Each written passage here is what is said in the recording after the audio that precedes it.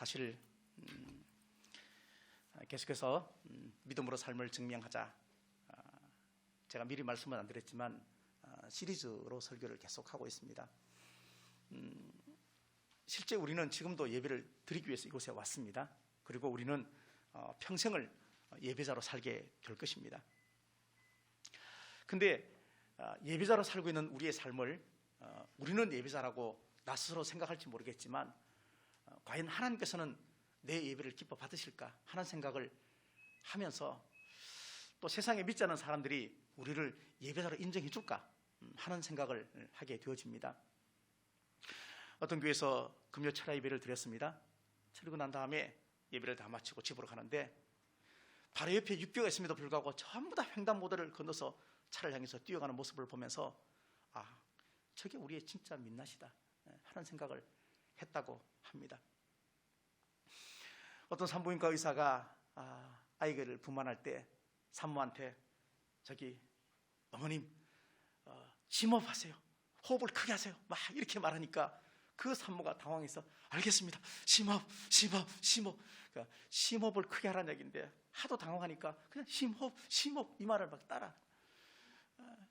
크리스찬을 향해서 말뿐이다, 예수 믿는 사람은 말만 잘한다, 이런 이야기를 우리가 듣고 있고 그러다 보니까 기독교가 너무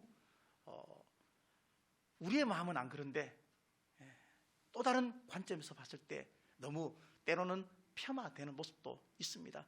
그 중심에 뭐가 있을까? 온전한 예배자로 살지 않기 때문에 그렇다 하는 생각을 하게 되어집니다.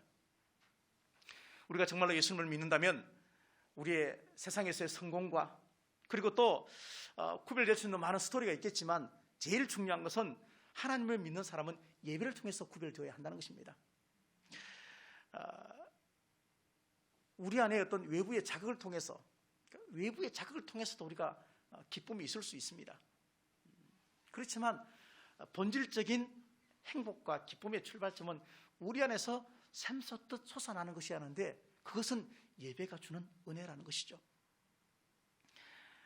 오늘 내가 드리는 이 예배가 정말로 하나님 앞에 감사 예배가 되어진다면, 오늘도 예배 자리에 나와서 정말 고맙습니다, 그게 진심이 되어진다면 우리는 바른 예배자이고 그리고 본질적인 행복 가까이에 우리가 있는 사람이다 하는 생각을 해보았습니다.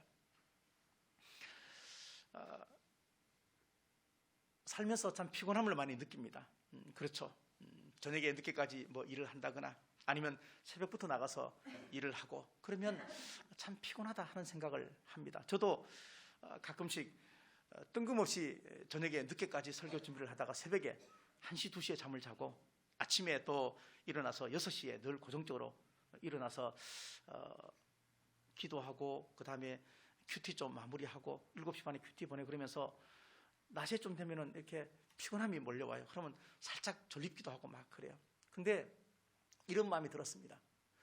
우리가 피곤을 느끼고 또 때로는 목이 마르기도 하고 때로는 상처를 받기도 하고 이런 모든 것이 만약에 우리가 그런 마음을 느끼지 못한다면 우리가 누군가의 아픔을 어떻게 이해할 수 있을 것인가?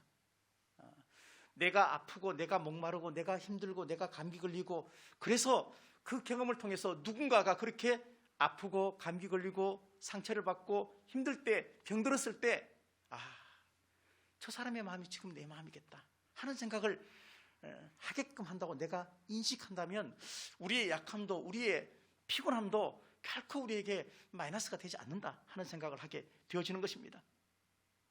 저는 예수님의 이런 모습이 너무 좋습니다. 예수님이 성경에 보면은 예수님은 새벽 미명부터 기도하시면서 저녁 늦게까지 함께 말씀을 나누며 사역하시면서 때로는 피곤해하시기도 하고 때로는 주무시기도 하시고 때로는 울기도 하고 때로는 아파기도 하고 그런 감정의 어떤 그런 것들이 만약에 예수님의 그런 마음을 전혀 느끼지 못하고 이 땅에 3년 동안 사셨다면 예수님의 십자가 사건이 과연 우리에게 큰 은혜가 되어질까 하는 생각을 하게 되어집니다.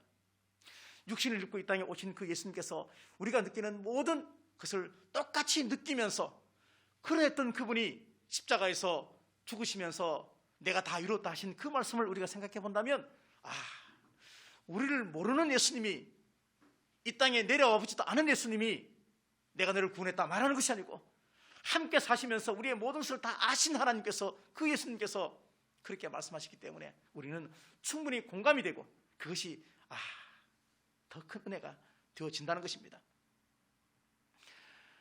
오늘 본문은, 로마서 이 말씀은 아마도 여러 번 설교를 아마 들었을 것 같습니다. 영적 예배가 어떤 것인지 설명을 해주고 있고, 그리고 영적 예배의 조건을 우리에게 설명을 해주고 있습니다. 로마서 전체를 봤을 때 11장까지는 생활적인 부분이 아닙니다. 교리적인 부분입니다. 그러나 12장 오늘부터는, 그러면 그런 사람이, 하나님을 믿는 사람이, 죄인인 우리가 어떻게 살아야 할 것인가 하는 것을 우리에게 가르쳐주면서, 우리의 삶의 첫 번째가 바로 예배라는 것을 12장을 통해서 먼저 우리에게 선포하고 있는 바울의 서신입니다. 지난 1년 동안 우리는 여러 가지 많은 경험들을 했습니다. 한국교회, 개신교 전체가 정말로 암울한 시간을 보냈습니다. 기독교 절기 가운데 가장 기념해야만 하는 절기가 부활절과 성탄절인데, 그 절기마저도 우리가 함께하지 못하는 그런 시간들을 보냈습니다.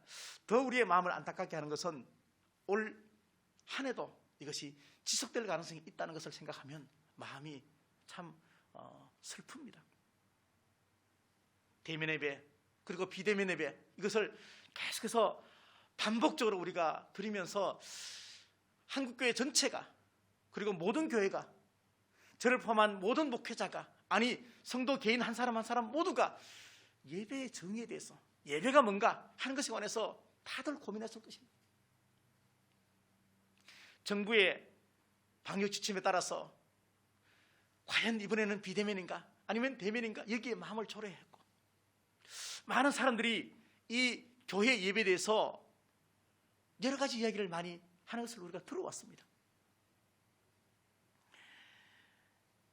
일상생활 속에서 토요일이 지나면 당연하게 일주일 첫 시작인 주일이 돌아오는 줄 알았고, 그래서 그러면 때가 되면 교회 와서 예배 드리면 되는 걸로 생각했는데, 그러나 오늘 말씀을 통해서 우리가 생각해 볼 것은, 과연 우리는 앞으로 살면서 평생 예배자로 살아야 할 것인데, 그리고 그동안 핑계되었던 모든 코로나도 이제 지나가게 될 것인데, 그때 우리는 예배에 관한 정의를 지금 내리지 않으면 우리의 예배에 관한 아이덴티티가 흔들리겠다 하는 생각을 하면서, 거룩한 예배가 뭘까? 그리고 요한복음 4장 23절 말씀 있는 것 같이 영과 진리의 예배가 뭘까?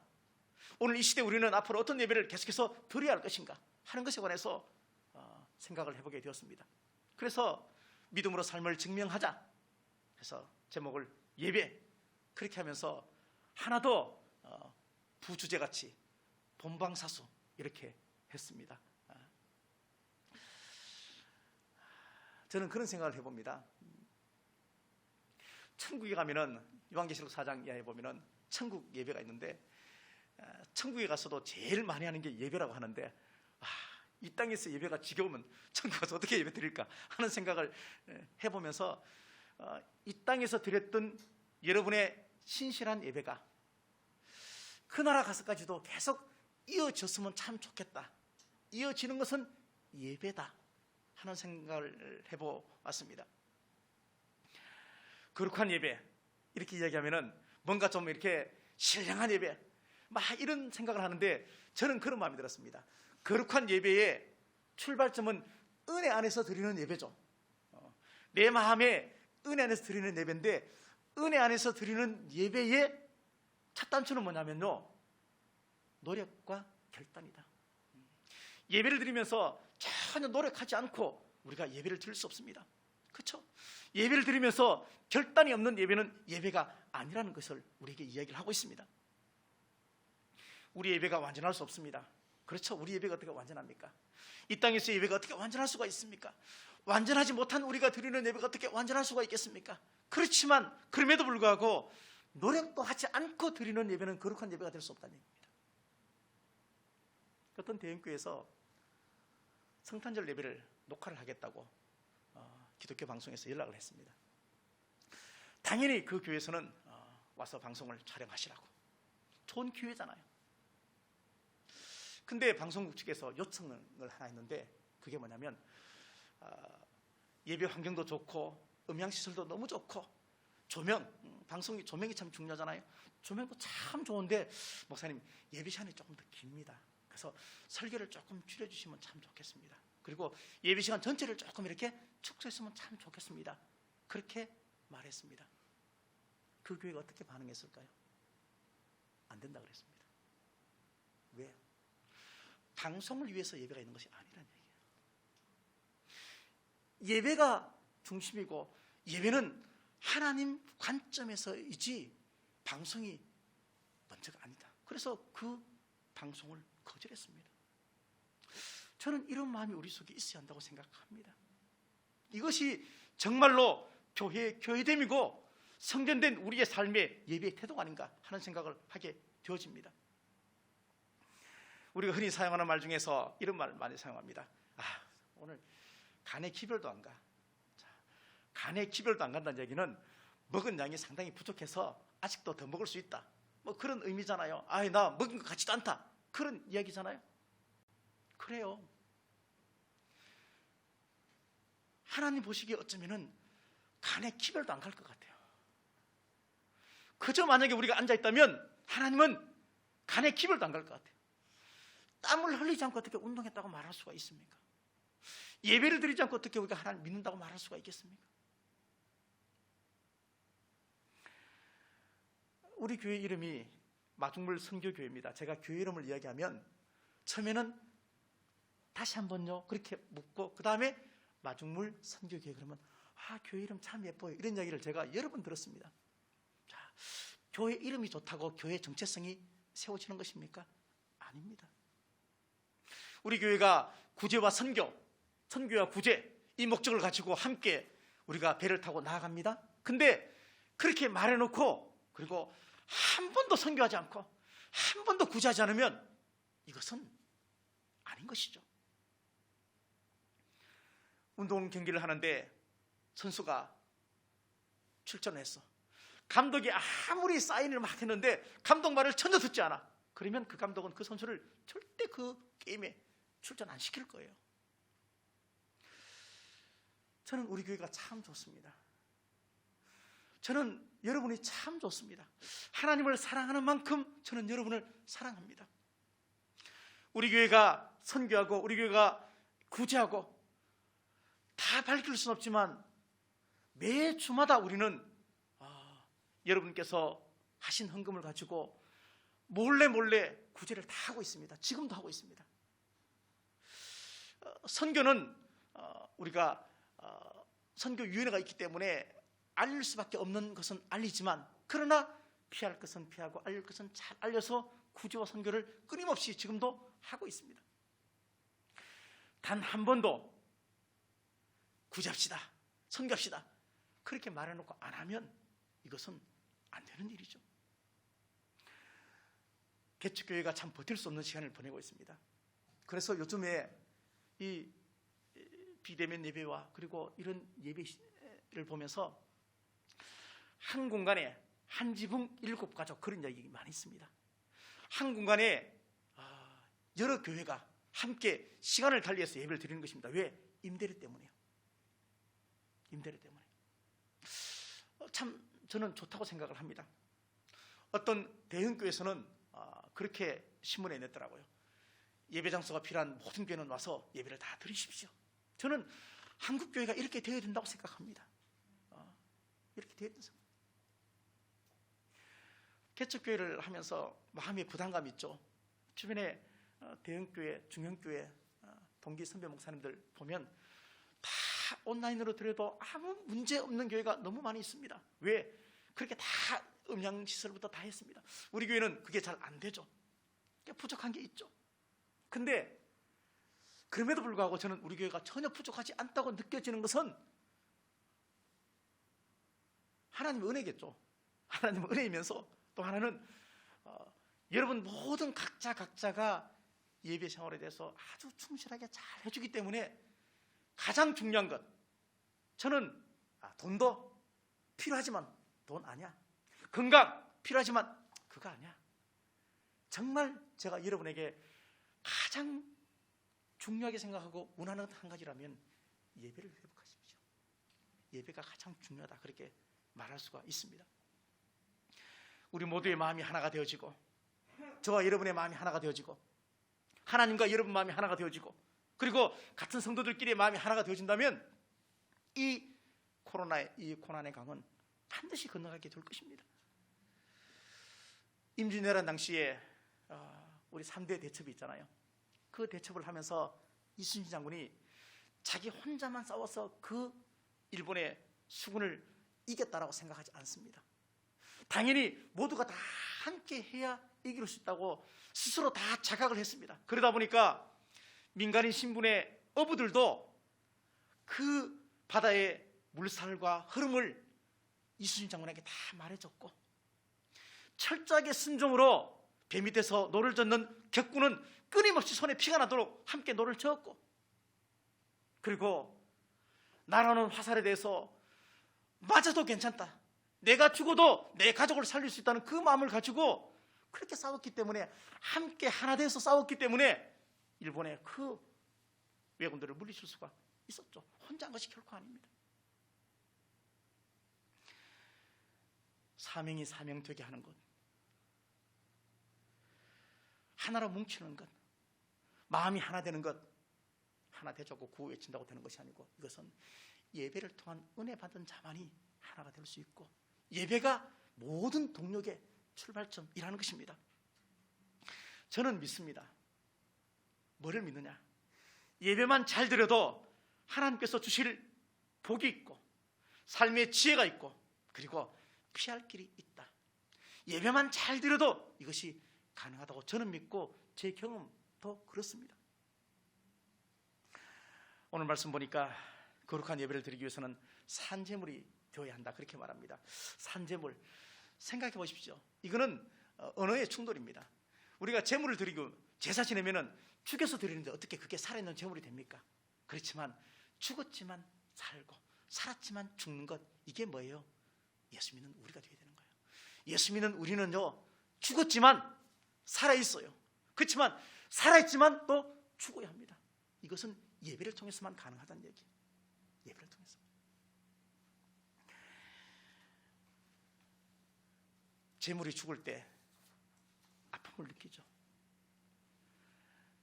구약시대의 제사장들이 일반 성도가 제물을 가지고 오잖아요. 가지고 오면 그거 제사장이 안 죽였습니다. 누가 죽였냐면 제물을 가지고 온 그 당사자가 죽였습니다. 자, 그러면 그 사람이 동물을 잘 잡는 사람일까요? 보통 사람이잖아요. 근데 보통 사람이 예배를 드리기 위해서 왔어요. 그리고 제물을 가지고 왔어. 양 한 마리를 데리고 왔어. 근데 그 양을 어떻게 잡을 수가 있겠어요? 생면부지에 내가 그 양을 사서 왔다고 하면, 아니 우리 집에 기르는 양이라면 어떻게 죽일 수가 있겠습니까? 이것은 그만큼 죄에 대해서 철저하게 자각을 하라는 의미이고, 또 한 가지가 있습니다. 그것은 뭐냐면, 그렇게 그 양을 잡을 때 두 종류의 사람이 있습니다. 한 종류는 온몸에 피가 다 튀고 온몸에 땀을 흘리면서 역한 냄새를 다 맡으면서 손수 그 양을 다 각을 뜨고 다 제사장은 지시만 하는 거예요. 다 잡는 사람이 있고, 또 한 부류는 옷에 피가 뜰까지 벗어 막 이러면서 이거 어떻게 하지 이렇게 하는 사람이. 예배도 마찬가지예요. 예배자가 있고 구경꾼이 있을 수 있다.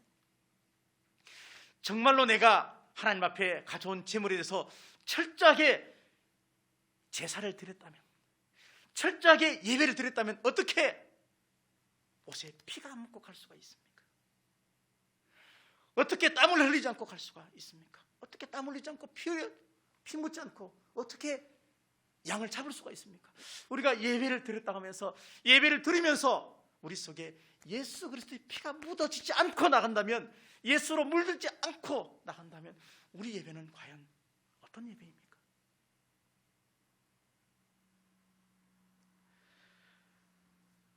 그런 생각을 해봤습니다.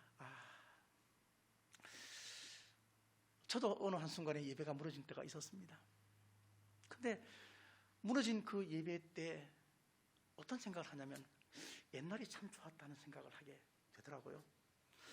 그때 그 예배가 참 좋았고, 그때 그 기도가 참 좋았고, 그때 그 최집사님 오토바이 뒤에 타고 기도원 올라갔던 그 금요 철야, 그때가 참 추워서 막 손이 얼었는데도 불구하고 참 좋았다 하는 생각을 하면서, 그때 그 은혜가 있었기 때문에, 그때 그 예배가 있었기 때문에 내가 그래도 지금 살아간다 하는 생각을 하게 되어집니다. 그렇다면 지금의 우리의 예배가 건강하다면 앞으로 이후에, 우리 신앙생활은 항상 우리 그런 이야기 많이 하지 않습니까? 지금의 건강은 앞으로 그 전에 10년 전에 건강 가지고 지금의 몸, 우리 건강을 산다, 그런 이야기 많이 하지 않습니까? 마찬가지입니다. 자,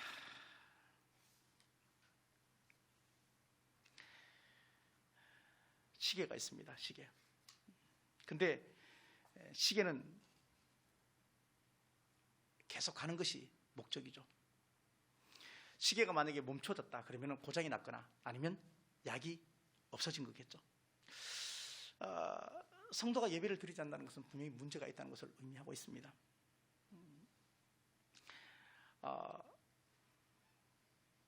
성경은 우리에게 이렇게 말합니다. 너희가 두세 사람이 내 이름으로 모인 곳에 내가 너와 함께 하겠다, 이렇게 말씀을 하고 있습니다. 우리의 예배 자리에 나는 빠질 수 있지만요, 하나님은 절대 빠지지 않습니다. 하나님은 항상 예배 자리에 먼저 와 계십니다. 우리가 예배의 목적이 하나님이고 예배의 대상이 하나님이라면 우리는 예배를 멈출 수가 없다는 것이고,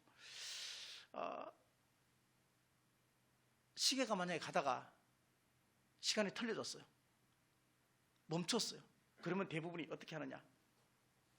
주인이 그 시계의 시간을 맞추면 되는 거죠. 돌려서 맞추면 되는 거예요. 그 다음에 약을 확인해보고 약을 갈아 끼우면 되는 것이죠. 그러니까 우리가 예배 생활을 힘들고 어려워도 꾸준하게 계속 걸어가면 하나님께서 고쳐주시고, 하나님께서 틀리지 않게 해주시고, 하나님께서 버리지 않으시고 약을 끼워주고, 또 하나님께서 시간도 맞춰 준다는 것을 이야기를 하고 있습니다. 예배를 통해서 주어지는 은혜는 정말 이것은 개별적이고 능력별입니다. 제가 눈높이 교사를 하면서 아이들한테 늘 했던 이야기입니다. 뭐랬냐면, 수학 실력은 개인별이고 능력별이야. 그렇죠. 예배도 마찬가지입니다. 내가 어떤 마음을 가지고 왔느냐, 내가 어떤 마음으로 예배를 드리느냐, 내가 생각하는 하나님은 어떤 분이냐, 내가 생각하는 예배란 어떤 것이냐에 따라 가지고 내 마음속에 주어지는 은혜는 다릅니다. 우리가 예배를 통해서 뭔가 받아가려고 하는 마음을 가지고 오면 안 되겠지만, 그러나 예배는 또 곰곰이 생각해 보면은 영적인 수학을 하고 돌아갑니다. 어떤 사람은 많이 가져가는 사람이 있고, 어떤 사람은 적게 가져가는 사람이 있고, 어떤 사람은 아무것도 가지고 가지 못하는 사람도 있다는 것을 이야기합니다. 정체성에 관한 이야기입니다. 학교 학생들, 학생이 학교에 가야죠. 그렇죠? 학교에 별로 마음에 들지 않은 친구가 있고, 뭐 별로 가고 싶지 않다고 내가 학교를 안 간다. 저녁이 되면 집에 돌아가야죠. 근데 집에 가기 싫어. 그런다고 집에 안 가야 됩니까? 집에 들어가는 것 항상 좋지만은 않습니다. 가끔 밖에 있고 싶기도 합니다. 식당밥보다 집밥이 훨씬 좋지만, 그렇다고 해서 집밥이 항상 또 다 좋은 것은 아니기 때문에 때로 사 먹기도 합니다. 우리가 생각하는 자식들, 자녀들 항상 좋지만 다 좋은 것은 또 아닙니다. 반대로 부모도 우리 자식이 눈에 넣어도 안 아프지만 그래도 이놈 새끼들 항상 다 좋은 것은 또 아니더라고요. 예배가 항상 좋을 수는 없습니다. 그럼에도 불구하고 내가 거룩한 산재물이 된다는 것은 항상 좋으면 더없이 좋겠지만, 좋지 않아도 우리가 열심을 품고 사만한 마음을 가지고 삶을 절제하고, 그리고 내 아픔을 승화시켜 예배 자리까지 나오는 것이 거룩한 예배 첫 번째 단추라는 얘기예요. 첫 번째.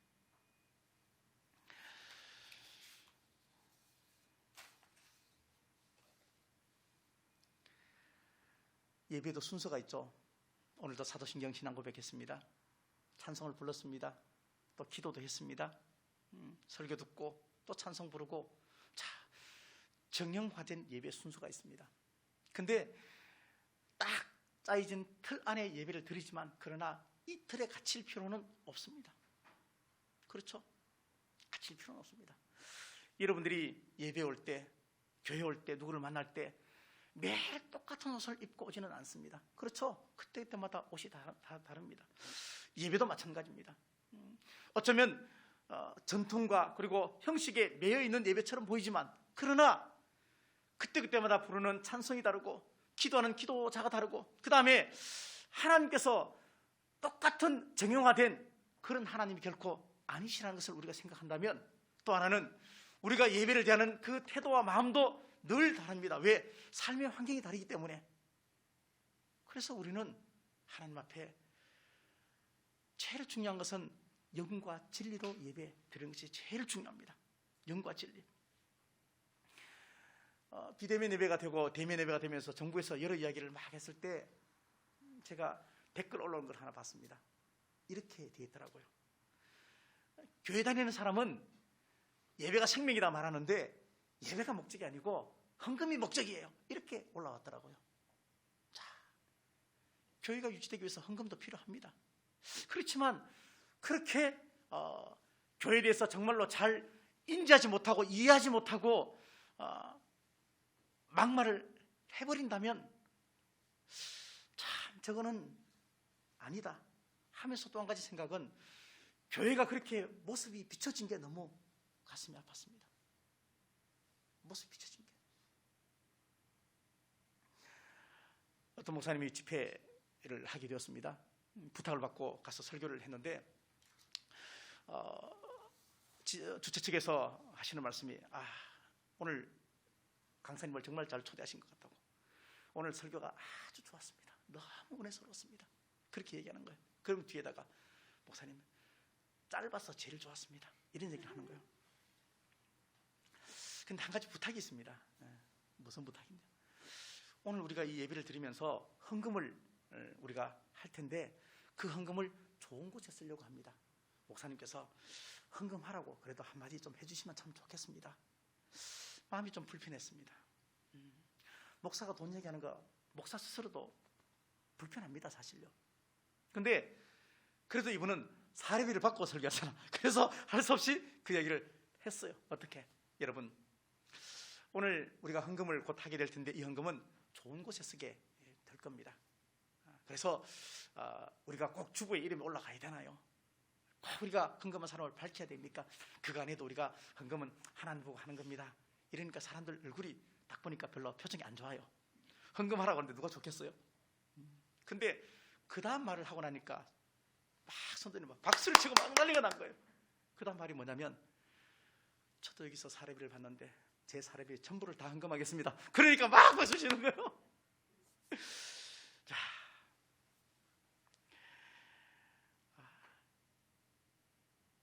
하나님의 성품 가운데 하나가 뭐냐면요, 무소부재잖아요. 하나님의 성품이 어디나 계시는 거죠. 그러면서 오늘 요한복음 4장 23절 24절에 영과 진리의 예배, 그러면 이 두 본문을 사용하는데, 이 예배의 흐름을 보면은요, 하나님은 어디나 계시기 때문에 이 산에서도 아니고 저 산에서도 아니고, 자, 예배 장소는 문제가 안 된다, 이걸 가지고 너무 언론에서는 꼭 예배당에서 예배 드려야 되나? 집에서 예배 드려도 되지, 이렇게 이 본문을 사용을 해버렸습니다. 이것은 하나님의 말씀에 대한 진정한 참뜻을 알지 못하는 오용과 남용이라는 것입니다. 예배 질서 가운데 하나님 어디나 계시죠? 그렇죠. 집에서 예배드려도 예배죠. 우리의 삶이 예배죠. 그렇지만 그러나 영적 질서 속에 봤을 때, 하나님의 의도 가운데 봤을 때는요, 예배는 성전에서, 회막에서, 성막에서, 이게 정말로 무너졌을 때, 아니 무너지지 않더라도 이 예배가 그대로 세상에서도 똑같이 예배를 드리는 것이 목적을 가지고 그 목적을 설명하기 위해서 그걸 말한 것이죠. 이걸 무너뜨리는 얘기가 아니죠.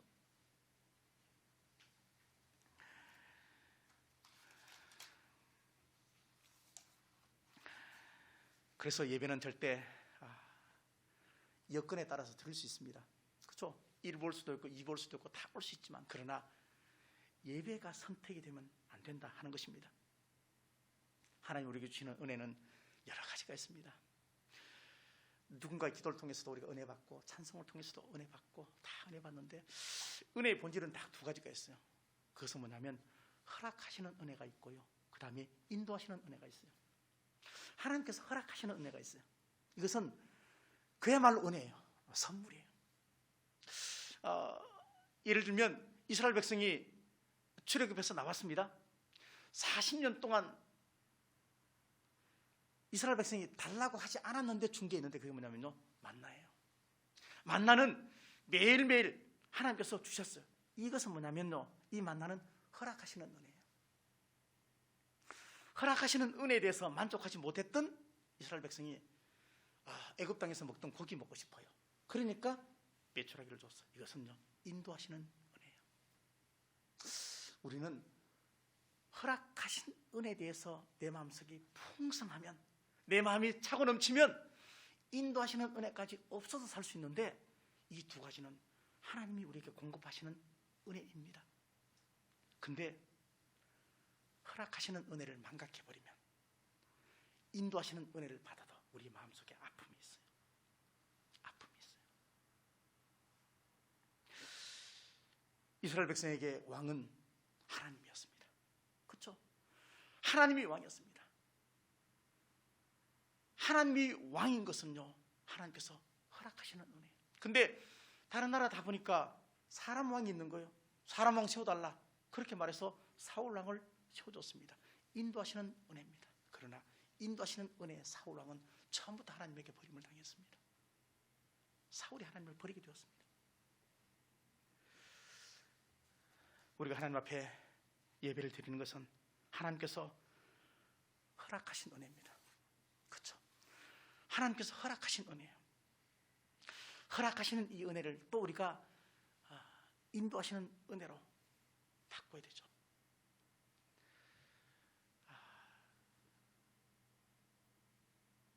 그래서 오늘은 결론은 이렇게 짓겠습니다. 협박을 좀 하려고 합니다. 협박. 좋은 말을 할 때, 정말 좋은 말을 할 때 예배 좀 잘 들으십시오. 협박하는 겁니다. 지금 제가 협박을 크게 해야 되나? 자, 말할 때 말 잘 들으시면 좋겠습니다. 사람이 말할 때 잘 들으셔야지 사람의 권면과 그리고 설득과 섬김이 제한이 되어지면 그때부터 하나님께서 하시게 되죠. 그러면 상황이 꼬이게 됩니다. 지금처럼 살면 안 됩니다. 작년 1년 동안 우리가 대면 비대면 왔다 갔다 하면서 영적인 열매, 여러분 무엇을 거두셨습니까? 하나님에게 목숨을 걸고, 하나님 말씀에 운명을 걸고, 하나님을 향한 예배의 목숨을 걸고 하나님에게 인생을 맡기는 자에게 하나님이 역사하시지, 그렇지 않은 사람에게 하나님은 관심 없습니다. 오늘 하나를 얻었어요. 내일 만약에 내가 100개를 잃는다면 오늘 하나 얻은 게 뭔 소용이 있습니까? 소용없습니다. 설사 오늘 하나를 잃는다 해도 내일 100개 얻는 것이 훨씬 낫지 않을까요? 그렇습니다. 집으로 퇴근할 때보다 교회에 올라올 때 그 마음이 더 좋았으면 좋겠고, 내가 회사에서 받는 월급 받는 것보다 하나님 앞에 드리는 게 더 기분 좋으면 더 좋을 것 같고, 회사에서 열심히 다 일을 하지만 회사 일보다 하나님의 일이 더 좋아지는 그 마음을 내가 가지고 산다면 저는 더없이 행복할 것이다. 물론 이렇게 살면 외롭기도 하고 힘들기도 합니다. 그렇지만 존 버녀는 그렇게 말했습니다. 실패하지 않은 사람은 깊이가 없다, 그렇게 말했습니다. 실패를 경험해 본 사람이 깊이가 있다, 그렇게 말했습니다. 맛있는 음식도 좋지만요, 내 몸에 좋은 음식이 좋은 거잖아요. 유익한 것이 좋은 것이지 않습니까? 예배는 내 영혼에 가장 유익한 것입니다. 신앙이 자랐다는 것은 뭐냐면요, 선택의 기준이 바뀌었다는 것입니다.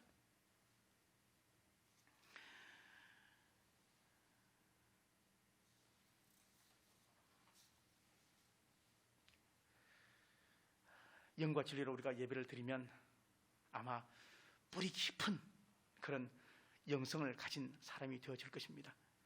영과 진리로 예배를 드리는 사람만이 이 세상을 본받지 않고 우리가 승리하면서 살아갈 수가 있습니다. 예배가 생명이다. 예배가 정말 목숨처럼 귀하다. 그렇게 고백하는 그 분별력이 있는 그 사람이 영적인 철이 든 사람들입니다. 그렇습니다.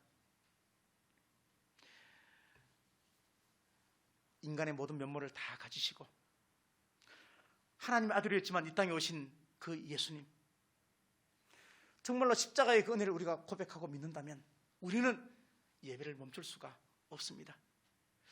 하나님의 모든 자비하심의 결정체가 뭐냐면 십자가 사건인데, 그렇다면 그 십자가 사건을 내가 믿는다면 우리 인생 전체를 다 드려야 하는데, 하나님께서는 우리 인생 전체를 에둘러서 예배가 삶이 되고 삶이 예배가 되게끔 하라, 그렇게 말씀하시면서, 그러나 그 중심에 뭐가 있냐면 예배가 먼저다. 예배가 먼저다. 그렇게 우리에게 말씀을 하고 있습니다. 그렇습니다. 여러분들, 앞으로 우리가 평생 예배를 드려야 할 텐데 그 예배가 거룩한 예배, 이 세대를 본받지 않는 예배, 그리고 영과 진리의 예배. 바울이 이 로마서를 당시에는요, 사람을 만나면 제일 첫 번째 인사가 뭐라고 했냐면 가히 사는 주님입니다, 그렇게 말했어요. 근데 가히 사는 주님입니다 라고 인사했는데 상대방이 안 받았어요. 그러면 걔는 끌려가는 거예요. 그런 시대 살았어요. 그 시대 살면서 바울이 하는 이야기가 이 세대를 본받지 말라, 이렇게 말했던 겁니다. 우리도 우리 예배를 핑계댈 수 있는 수많은 핑계가 반드시 있습니다. 그러나 그 모든 것을 건너뛰고 이기고, 올라오면서 여러 가지 장애물이 있었습니다. 오늘 예배 가고 싶지 않다, 오늘 피곤하다. 그렇지만 이기고 왔고, 그리고 또 오면서 예배당까지 올라와서 또 예배를 드리면서 우리는 수많은 난관을 건너서 여기까지 왔는데, 이것이 은혜가 되어야 되고 열린 마음을 가지고 하나님 앞에 거룩함으로 드려야 되는 것이지, 와서도 구경꾼처럼 있으면 안 된다 하는 것을 우리에게 가르쳐 주고 있습니다. 사랑하는 성도 여러분, 여러분의 예배 생활이 끝까지 승리하셔서 천상에서 다시 예배를 드릴 때, 그때 이게 정말로 하나님이 나에게 베풀어 주시는, 허락하시는 은혜를 붙잡고 내가 살았더니만도 인도하시는 은혜까지 나에게 주어졌구나, 그런 마음을 가지고 끝까지 승리하는 저와 여러분 다 되시기를 간절히 바라겠습니다.